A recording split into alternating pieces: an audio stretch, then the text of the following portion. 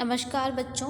हम पढ़ रहे थे पिछले व्याख्यान में सातवाहन वंश और उसके प्रारंभिक ऐतिहासिक सामग्री और सातवाहन वंश कहाँ के थे, सातवाहनों की जाति कौन सी थी, उनका मूल निवास स्थान क्या है, उन्हें आंध्र जाति क्यों कहा गया, इसके बारे में पढ़ा। और आज हम इसी क्रम में हमने पढ़ा कि जो सातवाहन वंश का जो संस्थापक था वो सातकर्णी प्रथम और उसके बाद सिमुक सातवाहन वंश का जो संस्थापक था वो सिमुक था। सिमुक के बाद कृष्ण राजा बना और क्योंकि सिमुक का पुत्र सातकर्णी आवश्यक था तो उस समय वो बालिग नहीं था। और उसके बाद सातकर्णी प्रथम कृष्ण की मृत्यु के पश्चात सिमुक का पुत्र था सातवाहन वंश की गद्दी पर बैठा।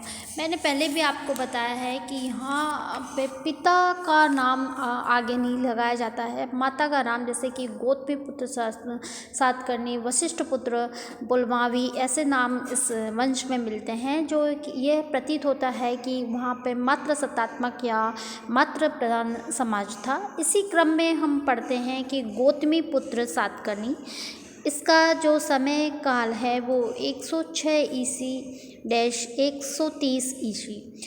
तो यहाँ पर हम पढ़ रहे हैं कि लगभग 100 वर्ष के निर्बल शासन के बाद सातवाहन वंश में एक पराक्रमी शासक उत्पन्न हुआ जिसने शकों को पराजित कर अपने वंश की प्रतिष्ठा को पुनः स्थापित किया। वह था गौतमी पुत्र सातकर्णी। वह सातवाहन वंश का सबसे प्रतापी शासक हुआ। उसने अपनी प्रतिभा, शौर्य एवं सैनिक कुशलता से अपने राजवंश के गिरे हुए गौरव को पुनः स्थापित किया। शक्ति संचय करते हुए अपने शत्रु शकों को पराभूत किया। उसने शक नरेश नहायान को पराजित कर शकों से उसके साम्राज्य के महत्वपूर्ण भाग छीन लिए। बच्चों आप नोट करेंगे, शक नरेश नहायान जिसको पराजित किया गौतमी पुत्र सातकर्णी ने। शक विजय की पुष्टि नहपान की मुद्राओं से भी होती है। उसके शासनकाल की अवधि के बारे में काफ़ी मतभेद हैं, परंतु विभिन्न अभिलेखों के आधार पर उसकी शासन अवधि निर्धारित की जा सकती है। जूनार अभिलेख में नहपान की अंतिम तिथि 46 ईस्वी का उल्लेख है, अर्थात नहपान ने 46 + 78 148 ईस्वी, क्योंकि शक है तो 78 इसमें है, तो महाराष्ट्र पर शासन किया होगा। इस तिथि के बाद ही सातकर्णी ने नहपान के राज्य पर अधिकार कर लिया। महाराष्ट्र में सातकर्णी का सर्वप्रथम लेख नासिक में मिला है, जो उसके शासनकाल के 18वें वर्ष में उत्कीर्ण किया गया। अर्थात उसने अपने शासनकाल के 18वें वर्ष में महाराष्ट्र को जीता होगा, जिसका अर्थ हुआ कि 124 - 18 यानी 106 ईस्वी के आसपास वो सिंहासन पर बैठा। ये इसने हमने यहाँ पर इसका जो शासनकाल की है वो तिथि निकाली है। अतः उसने 24 वर्ष तक तो निश्चित रूप से शासन किया है। इसी आधार पर हमने उसका शासनकाल 106 ईस्वी से लेकर 130 ईस्वी तक निर्धारित कर सकते हैं। फिर है कि गौतमी पुत्र जो सातकर्णी है उसकी विजय क्या थी, उसकी उपलब्धियाँ क्या थी। तो गौतमी पुत्र सातकर्णी सातवाहन वंश का महत्वपूर्ण शासक है, पराक्रमी है, साम्राज्यवादी है, और उसने अपने शासन काल की निर्बल समय था उस निर्बल शासन के बाद उसने उसको परिवर्तित किया और सबल बनाया। उसमें एक है कि ये एक महान विजेता था। गौतमी पुत्र सातकर्णी कौन था? एक महान विजेता था। उससे पहले हम ये पढ़ते हैं कि इसका गौतमी पुत्र सातकर्णी का व्यक्तित्व कैसा था, या ये एक आदर्श शासक था या वैदिक व्यवस्था का पोषक था। तो हम देखते हैं कि गौतमी पुत्र सातकर्णी स्वस्थ एवं सुंदर शरीर से युक्त आकर्षक व्यक्तित्व वाला सम्राट था। उसने अपने राज्यकाल में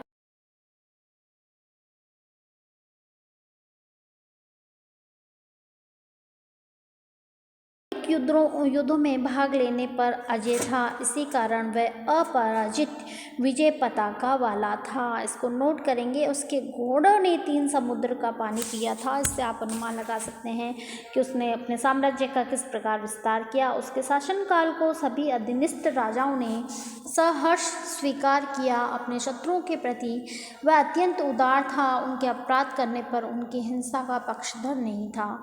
वे प्रजारंजन हेतु विभिन्न प्रकार प्रकार के उत्सव आदि के प्रति रुचि रखता था। इतना ही नहीं, द्विजों के अतिरिक्त निम्न परिवार वाले जनों का भी शुभचिंतक था। उपयुक्त आधार पर गौतमी पुत्र सातकर्णी को सातवाहन वंश की पुनः प्रतिष्ठा करने वाला कहना उचित ही जान पड़ता है। उसने वर्ण संकटता को रोककर वर्णाश्रम व्यवस्था को स्थिरता प्रदान की, किंतु ये भी उल्लेखनीय है कि राजनीतिक लाभ के लिए उसने अपने पुत्र वशिष्ठी पुत्र पुलमावी का विवाह शक क्षत्रप रुद्रदामन की पुत्री के साथ कर दिया।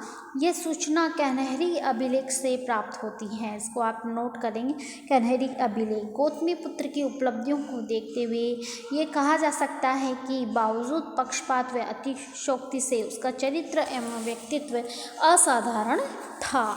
यहाँ हम देखते हैं कि उसका व्यक्तित्व इस प्रकार का था। फिर हम लेते हैं कि वे एक महान विजेता था। किस प्रकार? बलश्री के अभिलेख में उसने एक शक्तिशाली शासक तथा महान विजेता उसको बताया है। किसके अभिलेख में? बलश्री के अभिलेख। साथ में लिखा है कि क्षत्रियों के दर्प और मान का मर्दन करने वाला, शक यवन और पहलवों का नाश करने वाला, शहरात वंश को निःशेष करने वाला, सातवाहन कुल के यश की प्रतिष्ठा स्थापित करने वाला था। इसके अतिरिक्त उसे समस्त राजाओं के ऊपर राज्य करने वाला, अराजित युद्ध में अनेक शत्रुओं को जीतने वाला, वह जिसके वाहनों ने 3 समुद्रों का जल पिया आदि इस लेख में लिखा गया है, जो उसके महान विजेता होने का प्रमाण है। इसमें कोई संशय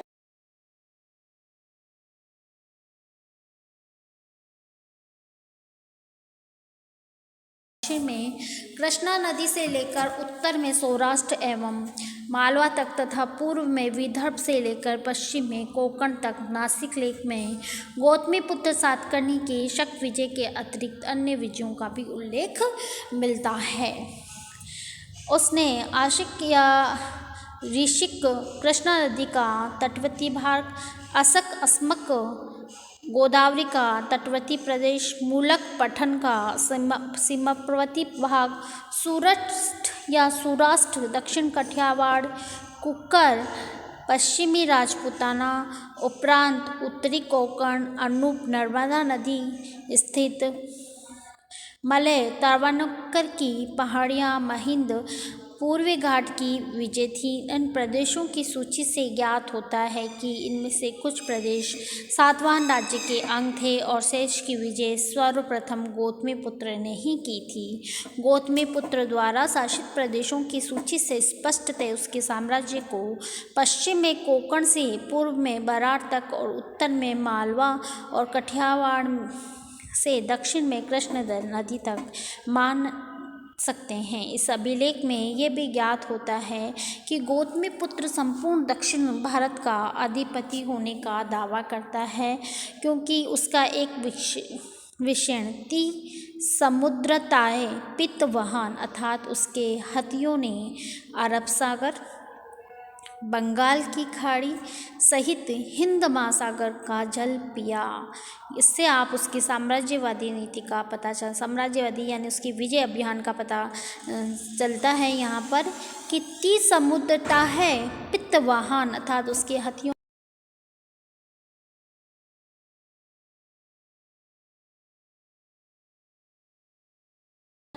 संपूर्ण दक्षिण भारत पर उसका प्रभाव स्वीकार करता है। फिर है शक-शुदक। गौतमी पुत्र सातकर्णी सातवाहन वंश का सबसे प्रतापी शासक था। वह साम्राज्यवादिता में विश्वास करता था, अतः विभिन्न विजयों के परिणाम स्वरूप उसने अपने साम्राज्य की सीमाओं को दूर दूर तक विस्तृत किया। गौतमी पुत्र सातकर्णी की विजयों के विषय में नासिक अभिलेख से पता चलता है। उस अभिलेख में उससे क्षत्रियों का दर्प और मान को चूर करने वाला परशुराम सा पराक्रमी एक ब्राह्मण बताया है। मतलब उसकी तुलना देखिए आप लोग परशुराम जैसे ब्राह्मण जो प्रख्यात पंडित ज्ञानी ऋषि उनसे की है, तो वो शकों का नाश करने वाला उसको एक कहा गया और शत्रुओं का दर्प करने वाला, मान रखने वाला उसे कहा गया है। गौतमी पुत्र सातकर्णी के शासक बनने से पूर्व शकों ने सातवाहनों के अनेक प्रदेशों पर अधिकार कर लिया था। गौतमीपुत्र ने शकों को परास्त करके न केवल खोए हुए प्रदेशों को प्राप्त किया वरन अपने साम्राज्य का विस्तार भी किया। शकों को परास्त कर उसका गुजरात, सौराष्ट्र, पश्चिमी राजपूताना, मालवा, बरार तथा उत्तरी कोंकण पर अधिकार हो गया। नासिक अभिलेख से ज्ञात होता है कि गौतमीपुत्र सातकर्णी ने शकों, यवनों, पहलवों एवं शहरातों का विनाश कर सातवाहनों की प्रतिष्ठा पुनः स्थापित की। नासिक से चांदी के सिक्कों का जो मुद्रा भांड मिला उसमें नहापान, शहरात शासक ऐसे सिक्के भी हैं जिनको गौतमीपुत्र ने अपने राज मुद्रा में पुनः अंकित किया। अतः शहरातों पर उसकी विजय प्रमाणित होती है। यवन और पहलव इसका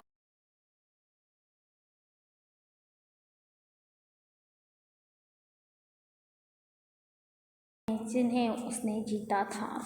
फिर आता है कि उसका सहशासन।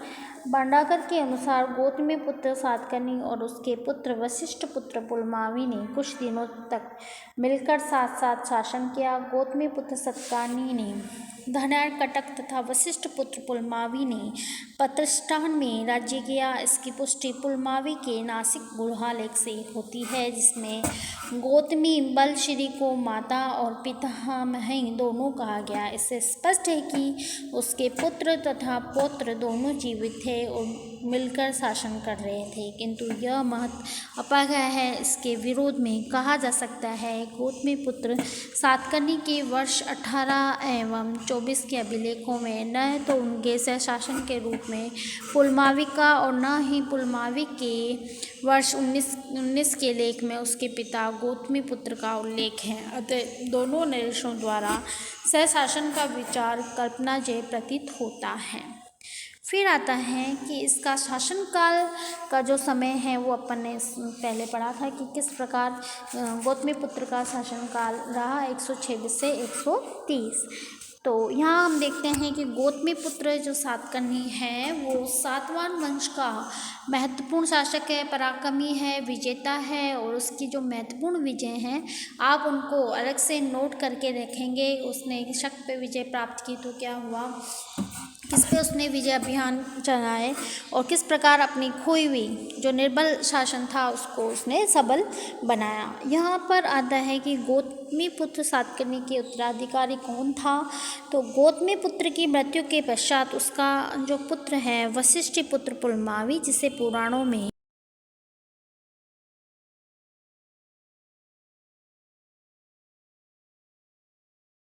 गया है, सातवाहनों का राजा हुआ। पुराणों के अनुसार उसने 29 वर्षों तक राज्य किया। उसके समय में भी सातवाहनों की शक्ति पूर्ववती बनी रही। यद्यपि पश्चिम भारत में शकों के पुनः शक्तिशाली हो जाने से सातवाहन साम्राज्य के कुछ प्रदेश, उत्तरी प्रदेश उनके अधिकार से जाते हैं। पुलमावी कादम्बक शकवंशी दो शासकों चस्टेन तथा रुद्रदमन का समकालीन था। अतः इन दोनों के साथ उसे संघर्ष करने पड़ा। इस संघर्ष में पुलमावी को उसके अपने कुछ प्रदेश को खोना पड़ा। चस्टन के सिक्कों के प्रसार से सूचित है कि उसका गुजरात, कठियावाड़ तथा पुष्कर क्षेत्र पर अधिकार था। टालमी ने उसे उज्जैन का शासक बताया है। कहा जा सकता है कि इन सभी प्रदेशों को चस्टन ने पुलमावी को हराकर ही हस्तगत किया था। इसी समय तक शकों ने कुकर, सौराष्ट्र, मरु और नीति तक आकर प्रांत पुनः सातवाहनों से छीन लिए थे, परंतु दक्षिण की ओर सातवाहन साम्राज्य का विस्तार हुआ। पुलमावी अकेला सातवाहन राजा था जिसका उल्लेख अमरावती से प्राप्त एक लेख में मिला है। आप बच्चों नोट करेंगे कि सातवाहन वंश का वो कौन सा शासक था जिसे का अमरावती से प्राप्त एक लेख में उत्कीर्ण है, तो वो है पुलमावी, वशिष्ठ पुत्र पुलमावी। कृष्णा नदी के मोहान प्रदेश में उसे बहुसंख्यक सिक्के मिले। संभवतः इसी समय बेलारी पर भी सातवाहनों का अधिकार हो गया। इसी प्रकार उसी काल में सातवाहनों ने आंध्र प्रदेश पर आधिपत्य स्थापित करने में सफलता प्राप्त की। उसे दक्षिणापंथर कहा गया। उसके कुछ सिक्कों पर 2 पतवारों वाले जहाज का चित्र बना हुआ है जो सातवाहनों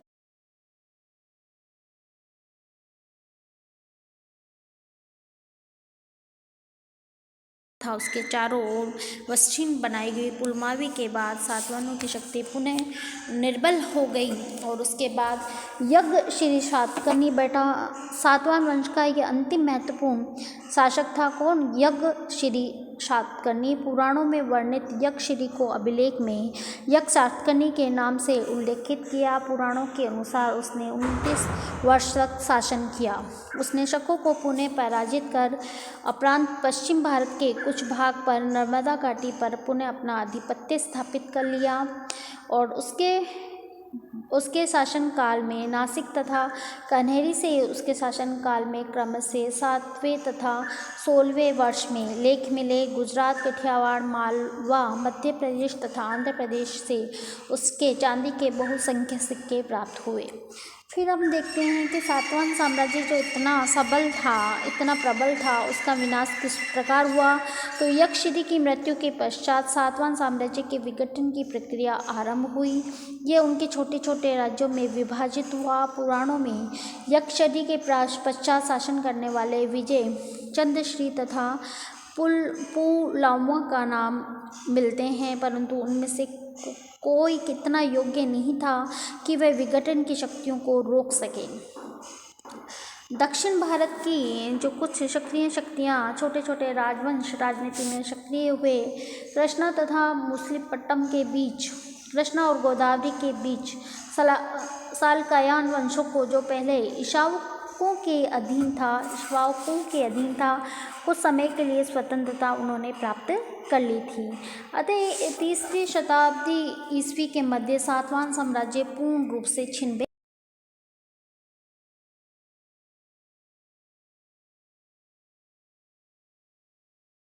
और किस प्रकार जो उस वंश का महत्वपूर्ण शासक हुआ, उसने क्या क्या किया, इसके बारे में पढ़ा। अब हम पढ़ेंगे सातवाहन युग की सभ्यता और संस्कृति। उससे पहले बच्चों आप एक इंडेक्स बनाएंगे कि सातवाहन वंश या सर्किल से देखेंगे कि उसका संस्थापक कौन था, क्या उसका कालक्रम था, उसके बाद महत्वपूर्ण शासक कौन हुआ, उसके काल की कौन कौन सी महत्वपूर्ण घटनाएं हैं, और उसके बाद जो इसका अंतिम शासक है या कौन सा शासक है जिसका दक्षिण भारत में ज़्यादा प्रचार अभियान है या उसने अपने साम्राज्य का विस्तार किया, कौन से लेख में हमें इसका उत्कीर्ण मिलता है, और अंतिम कौन था, किस प्रकार इनका विनाश हुआ, इसके बारे में आप विस्तृत रूप से पढ़ेंगे। धन्यवाद।